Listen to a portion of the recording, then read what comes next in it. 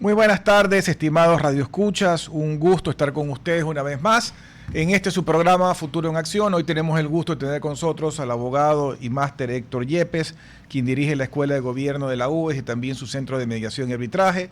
Y hablaremos con él especialmente sobre la situación política del país. Quiero, antes de comenzar, Héctor, siempre dándome un poco mi grito de auxilio con respecto al tráfico y al tránsito en la ciudad, en la zona de Guayaquil, San Borondón y Durán, y la verdad es que yo no entiendo cuál es la lógica de las autoridades de tránsito, porque por un lado circulan personas, 4 personas en moto, sin casco, con papá, mamá, niños, las motos se suben por una izquierda, por derecha, por arriba, por abajo, hay un total descontrol y de repente por otro lado hacen operativos. O sea, no entiendo cuál es la lógica, pero lo cierto es que los hábitos de conducción de nuestra gente en estas ciudades, por lo menos en la costa, es realmente deplorable. No sé cómo, con qué criterio les dan la licencia, porque parece que se les borra de la cabeza lo que estudiaron en el librito de normas de tránsito antes de tomar el examen para la licencia, porque lo que se ve en la calle realmente es de salir corriendo, parece una carrera de carros locos. Bueno, entrando en materia de lo que queremos hablar, el gobierno nacional tuvo pues este resultado que no fue favorable para ellos con respecto a la consulta popular. En estos días el presidente ha estado más bien atendiendo el frente internacional, está aquí de vuelta, entiendo que se vuelve a ir próximamente de viaje y regresará en enero. Y en esa lógica, con un presupuesto ya aprobado para el 2026, con una situación económica que sigue sin estar bollante, pero que, como menciona un titular de Análisis Semanal, la posición del Ecuador se va fortaleciendo poco a poco. ¿Cuáles tú crees que son los escenarios políticos para el 2026? Y digo políticos porque aquí hay un matrimonio que no se puede disolver entre la parte económica y política, y si hay caos en el un lado, se contamina el otro y viceversa. ¿Qué tal, Giovanni? Un abrazo y también para toda la audiencia un cariñoso saludo ahora en estas fiestas que sí, por un lado tiempo de paz en Navidad, pero también tiempo de corre-corres y sobre todo el tráfico pues De se empieza sobresaltos, un poco. sobresaltos por todos lados. Sí, sí, sí. Y cada día que se acerca la Navidad el tráfico se vuelve más fuerte. Así que bueno, nuestra solidaridad con todos los que nos están escuchando ahorita en su vehículo en este Exacto. momento. A ver, ¿cómo pinta el 2026 en lo político? Yo ataría aquí pues lo económico, lo político y lo jurídico, lo legal. Y por un lado, empecemos con el escenario político. Por fin vamos a tener un año sin elecciones por primera vez desde el 2023. Esto es algo que yo recién he atado cabos, recién he hecho la cuenta sobre esto. Desde el 2023 hasta acá, Giovanni, hemos tenido 7 elecciones. Hemos ido 7 veces a las urnas. Tuvimos en 2023, febrero, elecciones locales con la consulta popular del presidente Lazo. Luego hubo la muerte cruzada, 2 elecciones, primera, segunda vuelta, ahí van 3. Luego hubo consulta popular de Daniel Noboa en el periodo anterior. Correcto. Luego hubo la presidencial este año, primera y segunda vuelta. Ya van 6 y luego la consulta popular de ahora 7.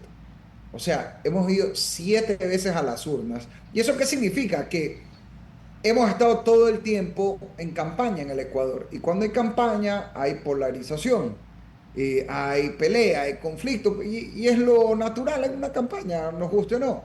Entonces yo creo que tenemos la oportunidad en el 2026 para empezar de salirnos un poco de esa lógica. En el 2027 va a haber una elección. O sea, el próximo es un año preelectoral porque vienen Correcto. las seccionales, febrero del 27.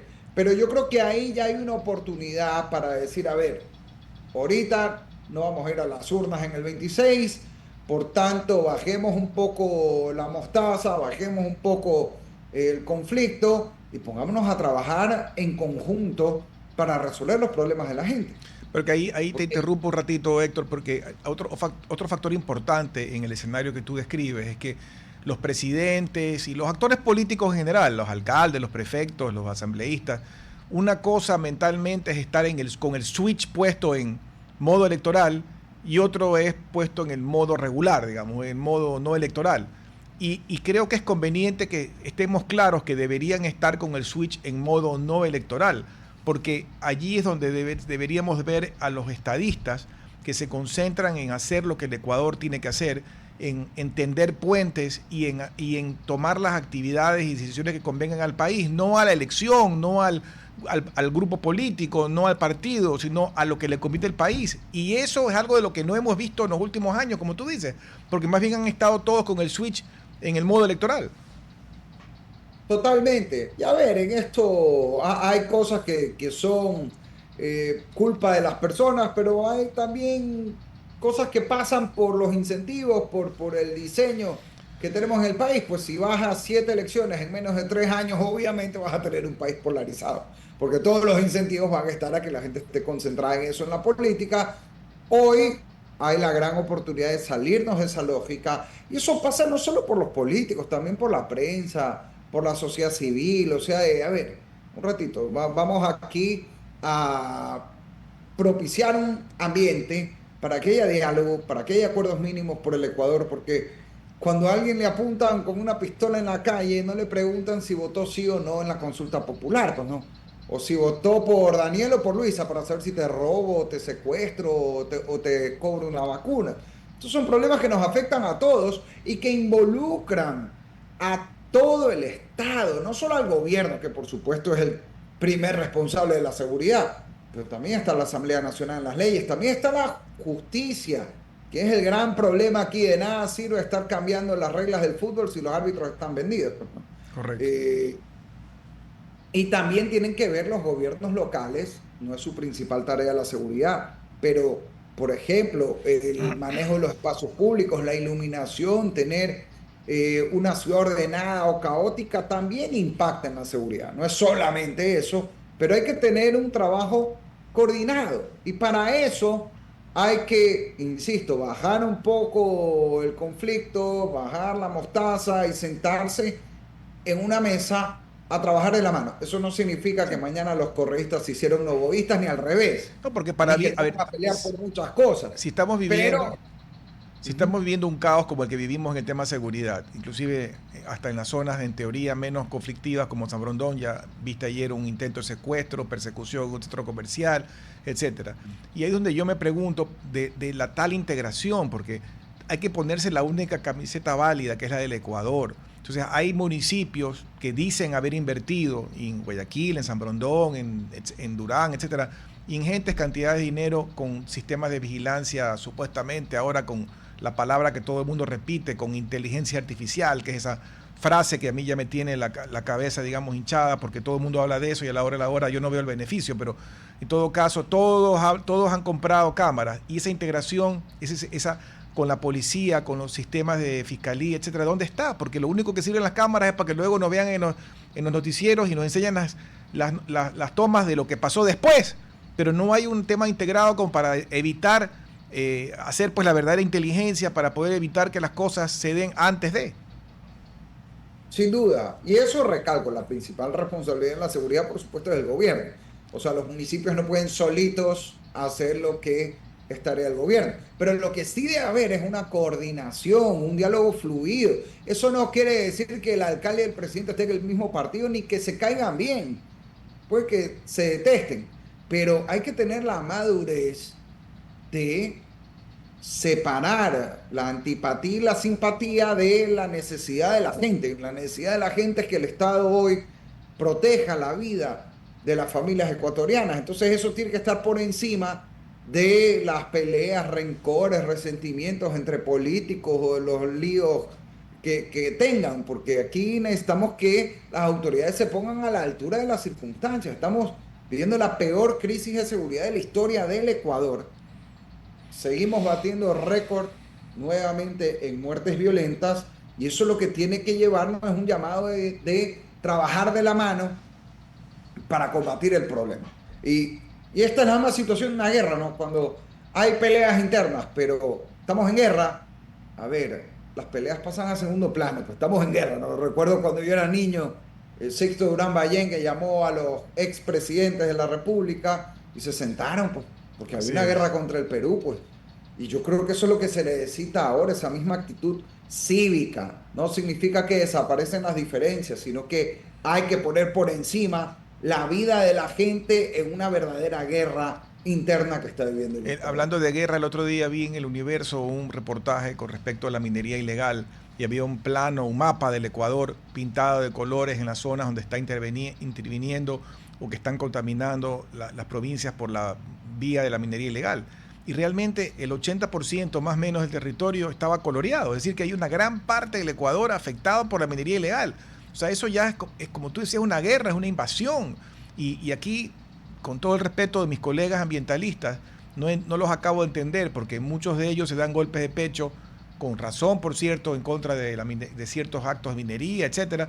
Pero yo no los he visto haciendo una campaña, si este país está siendo destruido desde el punto de vista ambiental por la minería ilegal, no los veo haciendo con la misma fuerza los reclamos para que se detenga esto. Este gobierno valientemente ya ha hecho hasta bombardeado como acciones de guerra contra algunos lugares específicos, pero por lo que se ve en ese plano, esto está difundido por todos lados y ya requiere asistencia internacional, vigilancia satelital y una serie de factores para poder detener esto. Absolutamente.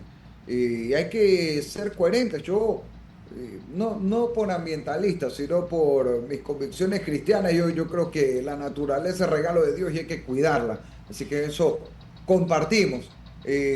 Pero, por supuesto, todo con racionalidad, pues no se trata de cuidar la naturaleza a costa de destruir al ser humano, ni de pensar que el toro tiene más derechos que un bebé por nacer, pues no. O sea, hay que ser coherentes, ¿no? Hay que defender la vida de la naturaleza, pero empezando por la vida humana con coherencia, y ahí es donde a veces hay doble discurso o hay contradicciones. Y el principal desafío que tenemos totalmente es la minería ilegal, que no tiene ningún control ambiental, porque ese sí no respeta nada, Nada. pues, ¿no?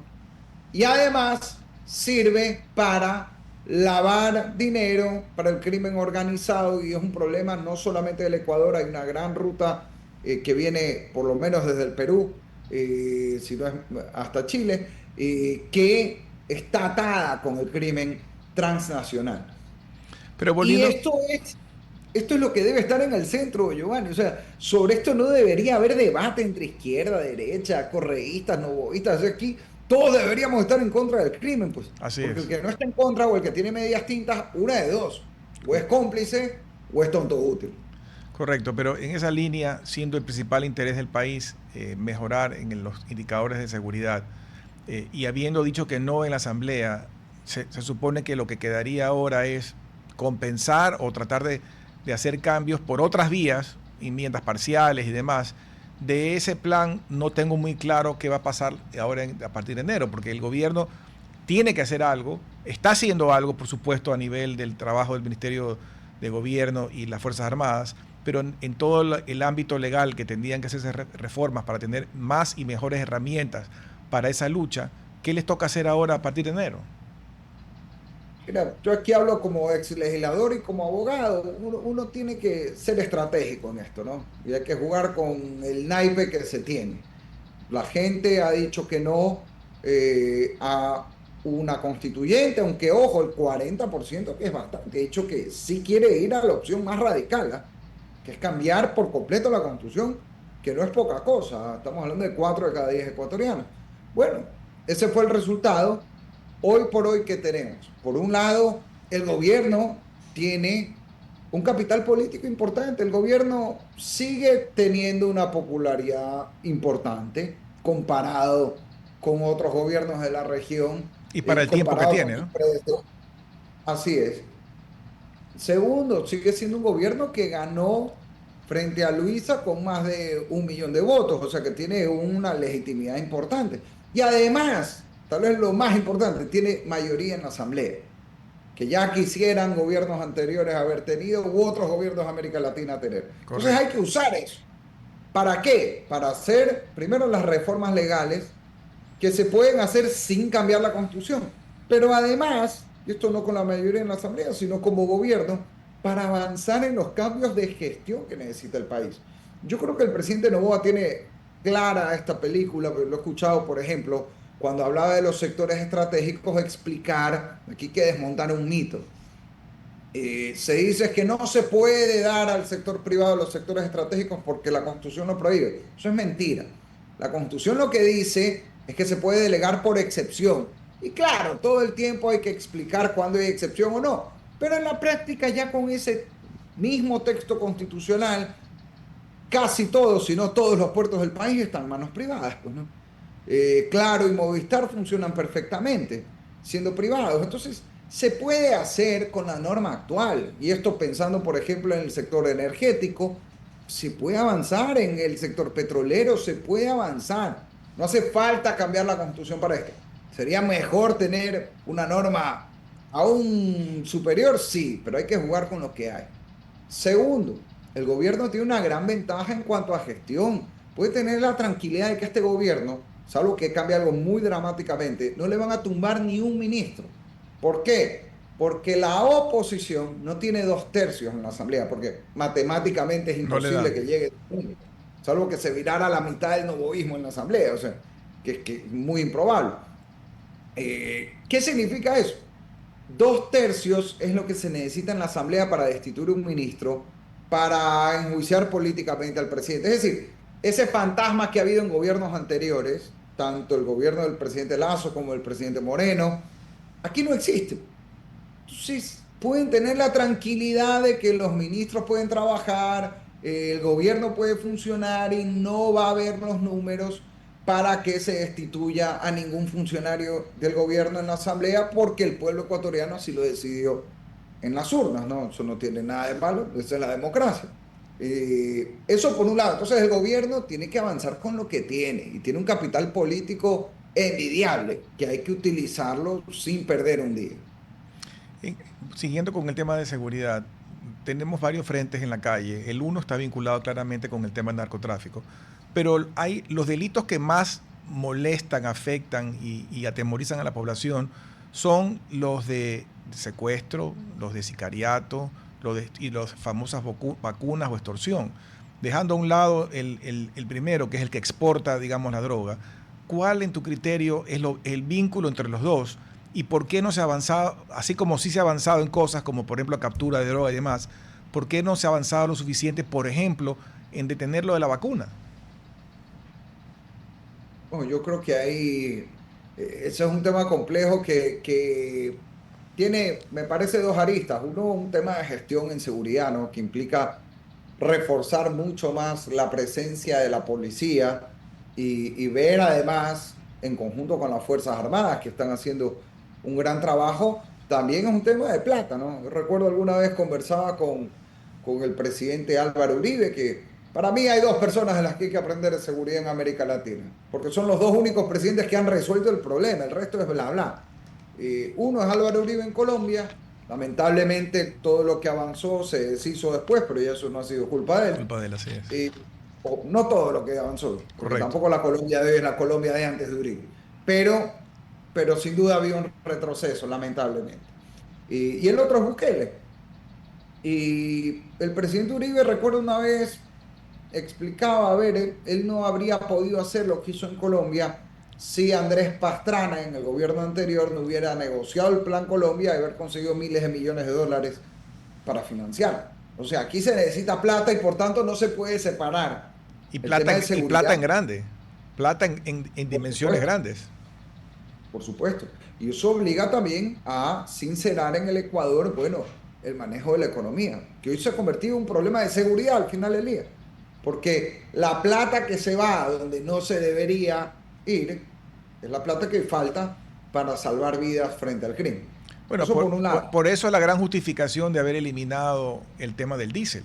O sea, se seguía yendo la plata donde no se tenía que ir, por las fronteras, al contrabando de combustible marítimo, para el procesamiento de droga, etcétera, y seguíamos insistiendo con esa misma necedad cuando ahí estaba parte de la plata que se necesita para la lucha contra la delincuencia.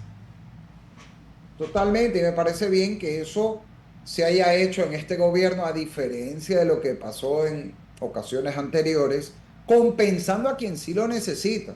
Porque, ojo, está muy bien y es lo ético que el Estado ayude a quien lo necesita. Lo que no es ético es que el Estado subsidia al que anda en una Ford 150, pues no. Claro. O vive en San Borondón y Cumbayá, pues eso es inmoral. Ahora, no solamente está el problema de la economía, también está el problema de la justicia, que es yo creo que es el gran cuello de botella que tenemos en el Ecuador y que lamentablemente es difícil solucionarlo desde adentro de la justicia. Es que, oiga, ¿de qué sirve que los jueces, perdón, que la policía atrape, el militar apoye en la calle, el fiscal acuse, cuando luego el juez libera? Y aquí hay varios temas. Uno, claro, aquí saldrán pues los que defienden el garantismo. No hay que confundir el garantismo con las garantías, ¿ah? Porque las garantías, también el derecho necesita garantías para proteger el orden, ¿no? Una de esas garantías es la misma institución de la policía, ¿no? Que es una garantía para hacer valer el derecho a la integridad de la gente cuando funciona. El problema es el garantismo, la ideología llamada garantismo, que lo que hace es decir, más o menos, que solo valen las garantías, los derechos, pero no los deberes, y que en el caso de los temas penales, todo tiene que ser a favor del delincuente, porque pobrecito, el Estado es una especie de villano que viene todo el tiempo a perseguir al delincuente, entonces hay que darle todas las opciones para protegerse hasta el extremo, ¿no? O sea, más opciones para defenderse de las que tiene el ciudadano común en la calle, ¿no? Por eso hasta se declara grupo vulnerable y de atención prioritaria al delincuente en el Ecuador, ¿no? Que es una locura. Ahora, esas son las cosas que hay que cambiar. Y ahí se necesita también combatir la corrupción judicial de los malos, pero a su vez también proteger a los jueces buenos. Claro, porque hay no jueces podemos que los amenazan. Pueden ser muy por buenos, supuesto, pero si los amenazan con matar a su familia, ¿qué van a hacer? totalmente. Y si no hay esa protección al juez bueno, al fiscal bueno, porque uno no puede esperar que todo el mundo sea héroe, pues no, y se vaya a inmolar, porque también los jueces y fiscales tienen familia. Y ahí hay que analizar reformas también, los jueces sin rostro, de los que ya se ha hablado. Bueno, yo creo que hay que intentar directamente vía Asamblea Nacional, o si se requiere cambiar la Constitución. Vamos a ver, pues sí, quién se va a oponer a eso. Y si quieres, no sé si alcanzamos ahora, pero para hablar también sobre los cambios a la Constitución que se pueden hacer en el escenario que estamos, que el país ha dicho no a una constituyente por ahora al menos. Claro, pero pues, en esa línea, bueno, tenemos 5 minutos antes del corte y luego podemos retomarlo, pero ¿cuáles serían, según tú, los cambios que con esa mayoría que describes que sí tiene el gobierno y que, digamos, para muchos gobiernos hubiera sido una maravilla tenerla, qué cambios puede hacer por la vía de la Asamblea? Bueno, primero cambios a la ley, o sea, cambios que no requieran cambiar la Constitución. O sea, recordemos, el gobierno tiene mayoría, una mayoría apretada, pero que ya le ha resultado, entonces hay que usarlo. El tema de la seguridad social, por ejemplo, que es una gran bomba de tiempo que nos debe preocupar no solamente a quien ahorita está jubilado o está próximo a jubilarse, sino a la gente de mi edad, porque yo todavía no llego a los 40, ya el próximo año. Pero la gente de mi edad, de paso no vamos a ver ni las ruinas del seguro social. Entonces deberíamos ser los mayores preocupados de que el sistema se arregle. Hay que cambiar la Constitución para eso, ni una coma. Es decisión política. Segundo, hablábamos de más participación del sector privado en los sectores estratégicos. Se puede hacer directamente con gestión del gobierno y con cambios a la ley. Tercero, cambios a la justicia, sin ir a cambiar la Constitución. Ya está ordenado y autorizado plenamente que haya jueces constitucionales especializados, es decir, no como hoy que uno lanza un habeas corpus, le llega a cualquier juez, a uno civil, uno penal o uno de tránsito de familia. Y se presta esto para abusos porque, claro, como es tan grande el abanico, pues por ahí hacen que le llegue al juez del cantón tal y dicen, no, es que yo no estoy domiciliado ahí, pero estuve 3 días de vacaciones hace un año, entonces me afectó ahí. Entonces con esa leyada hemos visto cómo a través de habeas corpus liberan a delincuentes peligrosos. Y esto, aclaro, yo no digo... ¿Y eso se ha seguido dando o se detuvo? Esa argucia legal. ¿Se sigue dando? ayudando. A ver, y el gran problema, y lo mismo con las acciones de protección, ¿cuál es el gran problema? Que el margen para utilizar estas garantías es enorme. Yo no digo que no deban existir, el habeas corpus no se inventó en Montecristi, pues tiene décadas. Y es una institución que debe existir, Existir. pero no regulada, pues sin que se preste a estos abusos que contribuyen al crimen en el Ecuador. Entonces, para eso hay un proyecto de reforma a la ley de garantías jurisdiccionales en la Asamblea que está ahí. Se debe debatir, ojo, hay un proyecto, hay dos.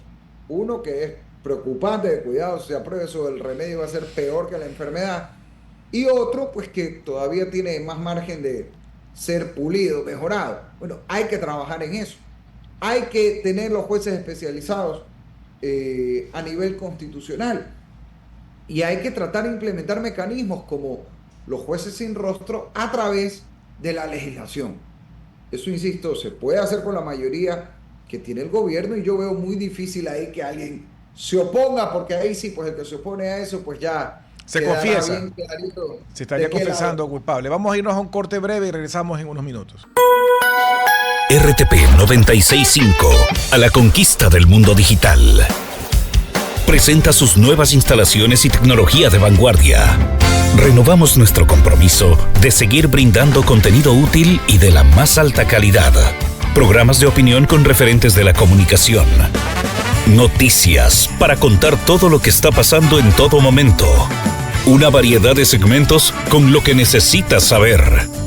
Y asociaciones internacionales estratégicas. Todo para mantener a nuestra audiencia y seguidores siempre bien informados. Siempre en RTP.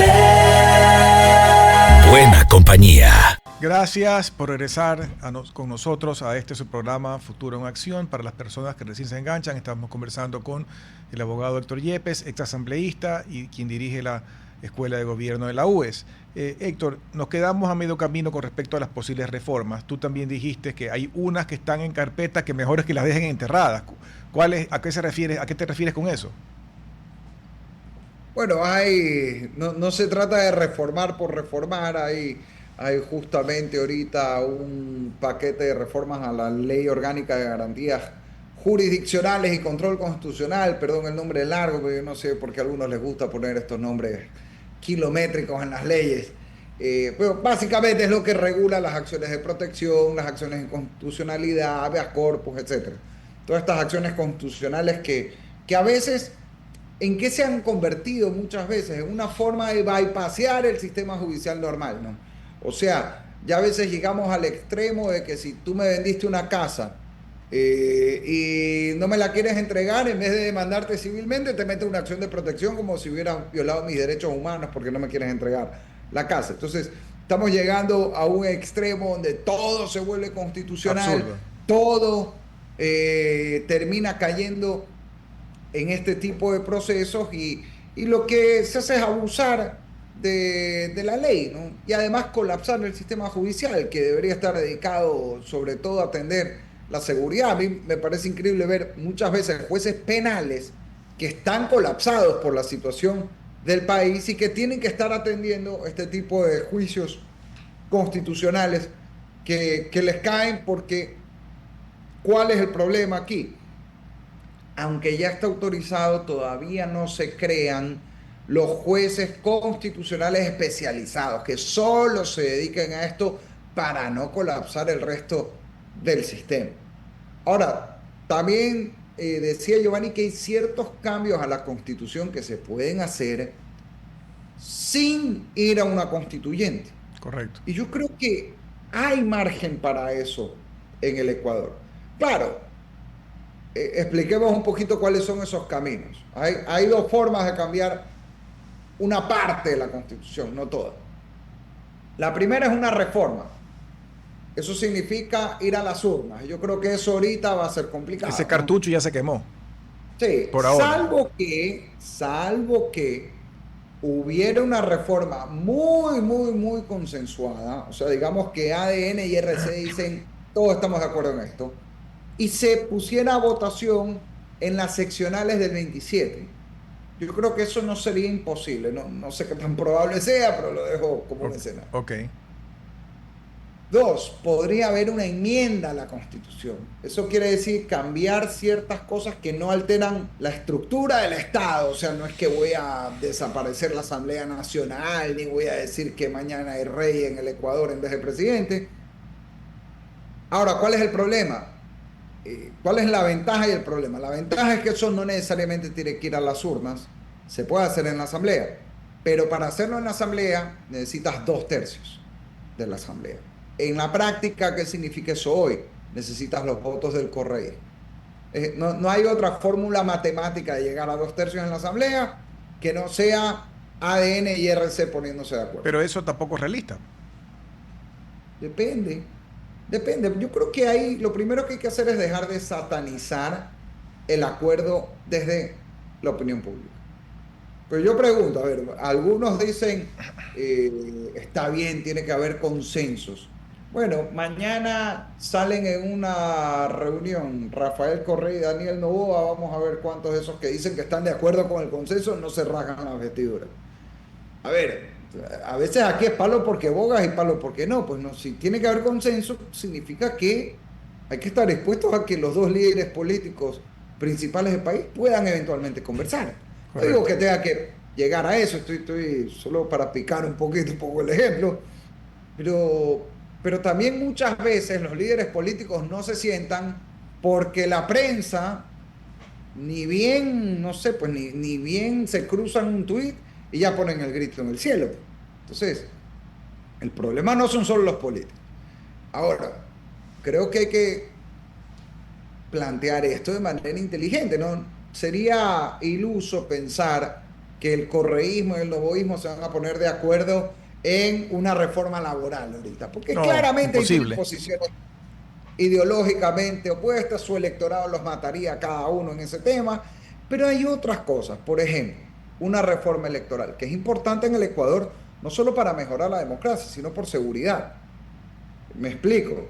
En el Ecuador tenemos más o menos entre 270 organizaciones políticas, muchas de las cuales, sobre todo ahora que vienen elecciones locales, van a ser vehículos para el crimen organizado. ¿Cómo hacemos eso? Claro. ¿Cómo lo evitamos? Bueno, desaparezcamos las organizaciones políticas locales. El problema no es que haya muchas nacionales, que también podría haber menos, pero las nacionales no son más de 20. La gran mayoría son provinciales, cantonales y hasta parroquiales, pues por favor. O sea, una parroquia donde viven 1000 personas tenga un movimiento político es una locura.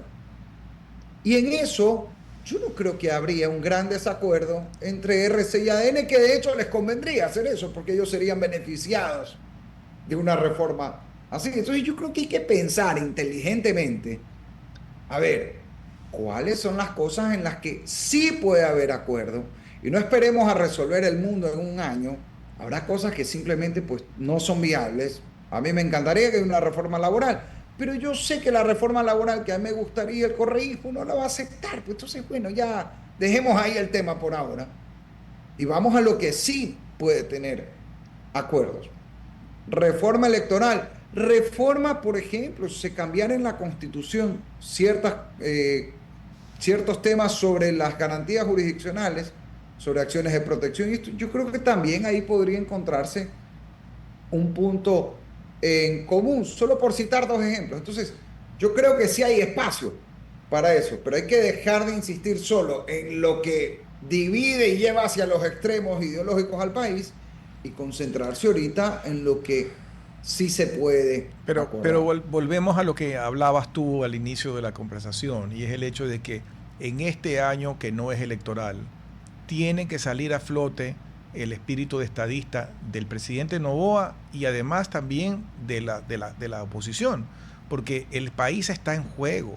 La situación del Ecuador, de la región y del mundo es cada vez más complicada. Esto no es tiempo para ponerme a ver si la troncha es mía o es tuya. Esto es un momento de unirse para trabajar por el país. O sea, el país se nos está yendo de las manos.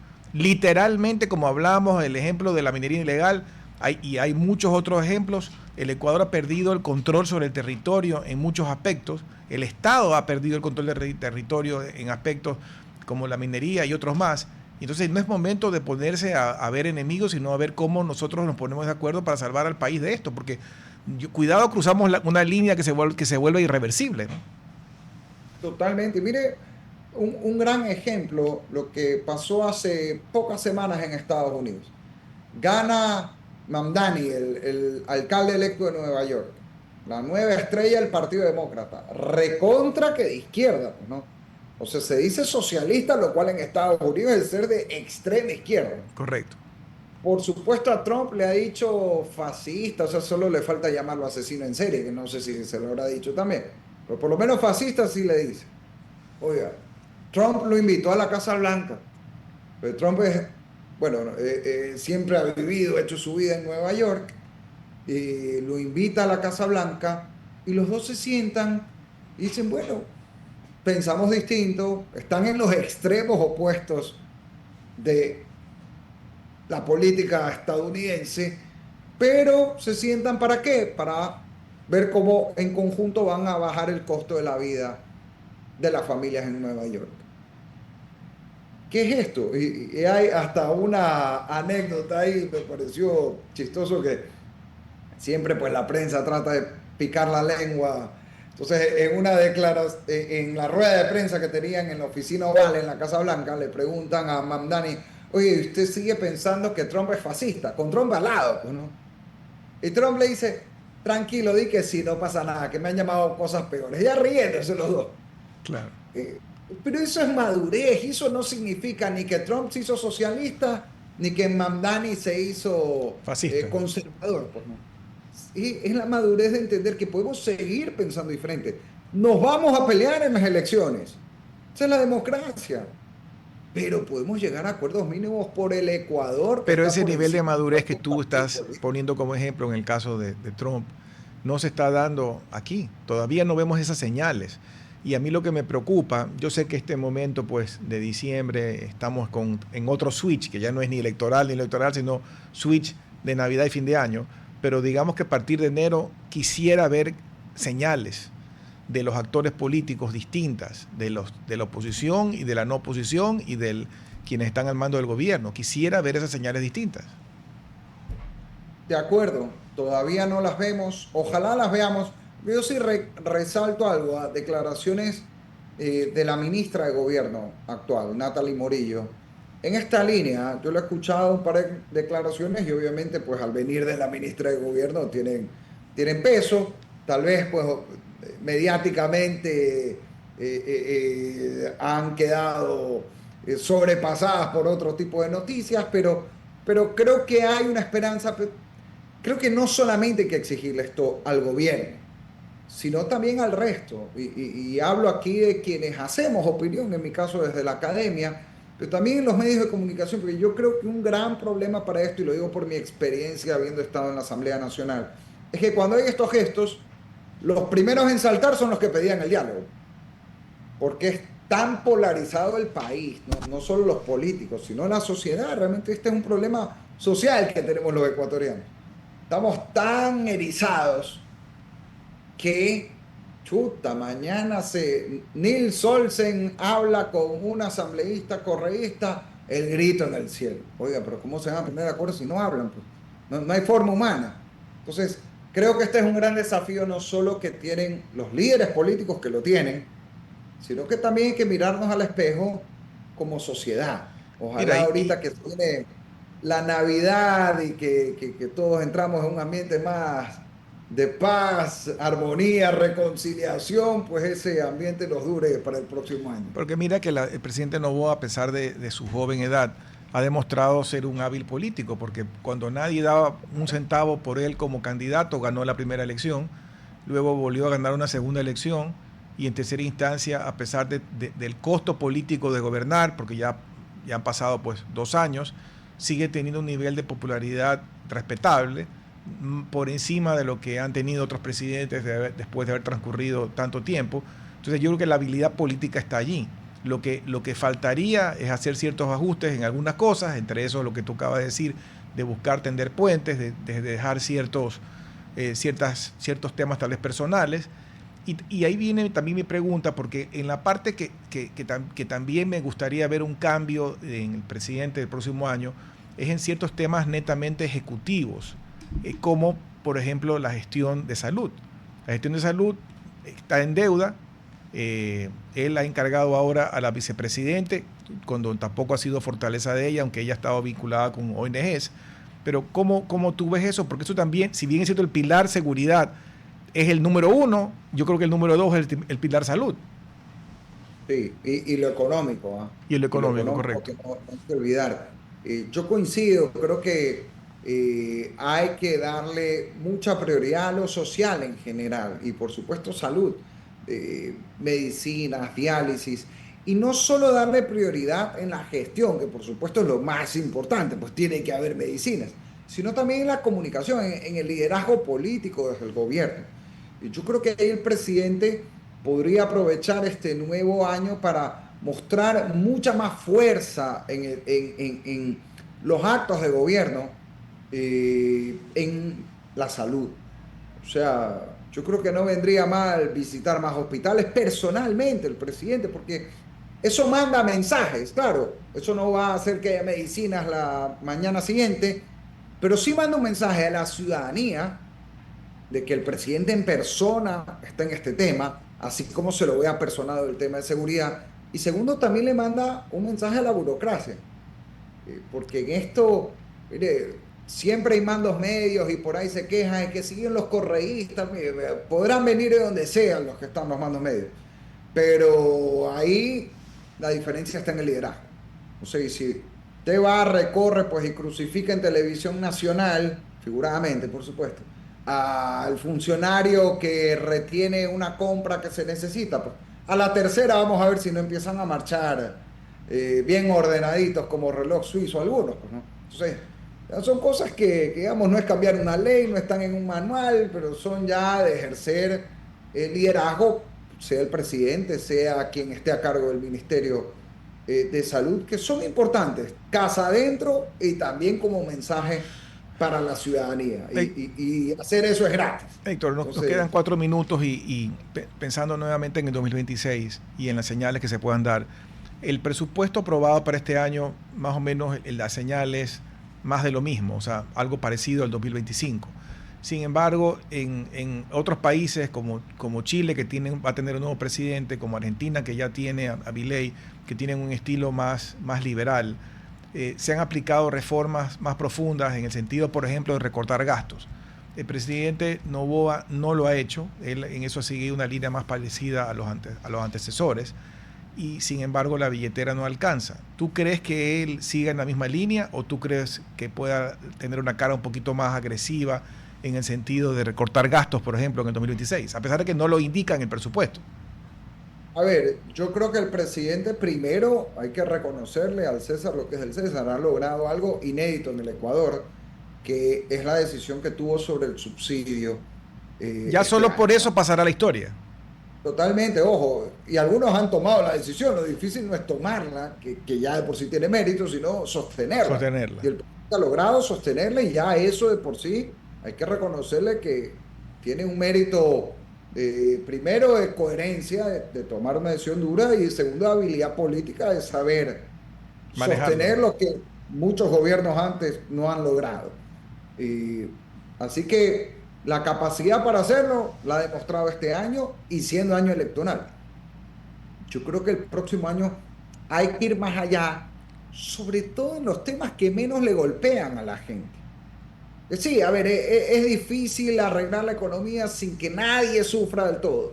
Lamentablemente estamos en una situación donde no hay cómo sacar barata la factura.